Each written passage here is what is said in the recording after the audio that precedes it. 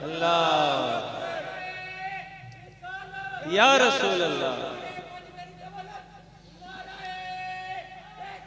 या हक चाहे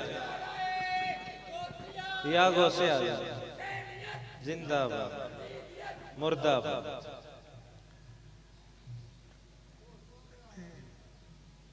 माहौल वो नहीं, मैं ऐसी बात करना नहीं चाहता, लेकिन एक